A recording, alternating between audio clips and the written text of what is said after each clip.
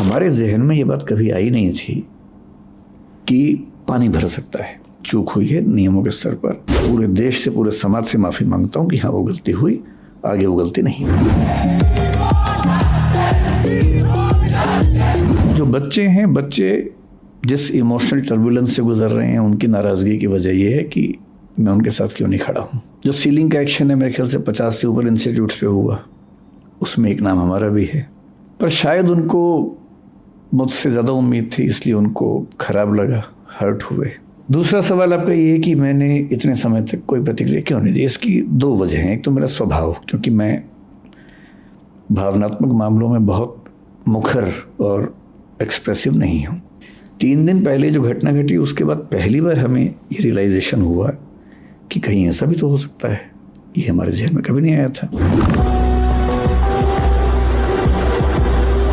Basement को लेके हमें खूब आजकल नाराज़गी है। ठीक है, होनी चाहिए। हम एकदम सहमत हैं कि बेसमेंट सील हो जानी चाहिए।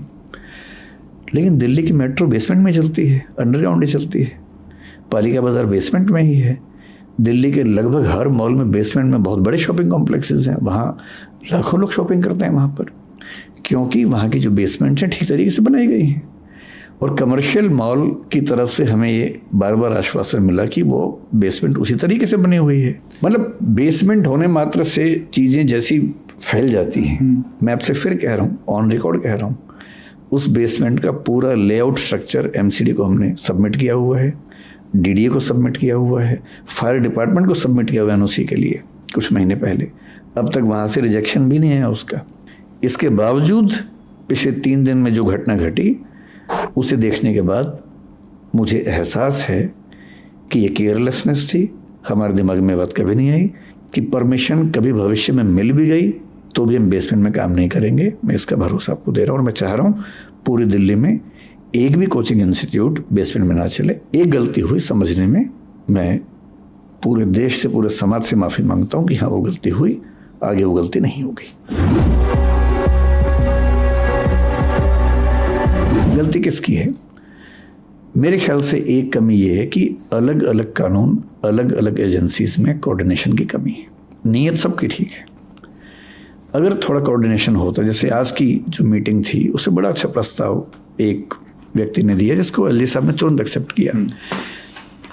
हम सब ने कहा कि सर आप एक ऐसी कमेटी बना दीजिए जहां हम बैठ के सारी बातें समझा दें, सारा पक्ष रख दें, फिर जो आप आदेश देंगे, जो नियम बनाएंगे, आप केवल 10-15 दिन का समय दे दीजिए। जो उस नियम को ना माने उसको बंद कर दीजिए। इस घटना की जिम्मेदारी अगर तय करनी हो तो मेरे ख्याल से पहली समस्या ये वाली है। भ्रष्टाचार तो निश्चित रूप से है ही, कहने की बात ही नहीं है। DDA के वाइस चेयरमैन हैं जो शुभाशीष पंडा जी हैं। कुछ दिन पहले मेरी उनसे बात भी हुई थी। उन्होंने खुद एक प्रस्ताव मुझे दिया था कि अगर आप उचित समझें कि सारे इंस्टीट्यूट्स मिलकर काम करना चाहें तो क्या नरेला में हम एक बड़ा हब बना सकते हैं कोचिंग का। आज की मीटिंग में भी उन्होंने ये प्रस्ताव रखा फिर से, और लगभग ये सहमति बनी कि DDA नरेला क्षेत्र में, क्योंकि वहाँ हज़ारों फ्लैट्स हैं जो बच्चों के हॉस्टल्स बन सकते हैं, और हॉस्टल्स की जो दिक्कत बच्चों को आती है कि बहुत छोटे कमरे हैं, वो भी वहाँ सॉल्व होती है। तो हो सकता है कि निकट भविष्य में आप देखें कि दिल्ली विकास प्राधिकरण DDA नरेला में, या रोहिणी की बात भी उन्होंने की, और ये भी कहा कि कुछ और एरियाज़ में भी वो कोशिश करेंगे देखने की कहाँ ऐसी व्यवस्था बन सकती है। तो हो सकता है कि दिल्ली सरकार इस पर कोई बड़ा स्टेप ले, और अगर ऐसा होगा तो मेरे ख्याल से इंस्टीट्यूट्स को आगे बढ़कर साथ देना चाहिए सरकार का। मैं पेरेंट्स से ये कहना चाहूँगा कि जब वो आएँ दिल्ली में, चाहे हमारे पास आएँ चाहे कहीं भी जाए, केवल ये ना देखें कि इंस्टीट्यूट कितना अच्छा है, टीचर्स इतने अच्छे हैं, साथ में थोड़ा सा ये भी देखें कि सेफ्टी के प्रोविजंस कितने वहाँ पर हैं। खुद जाके देखें, क्लासरूम के अंदर जाके देखें। जिस क्लासरूम में, बिल्डिंग में निकलने के 2 रास्ते ना हों, 2 या 2 से ज़्यादा, वहाँ आपको क्लास नहीं करनी चाहिए। अगर वो हमारा भी है तो हमारे पास भी नहीं करनी चाहिए।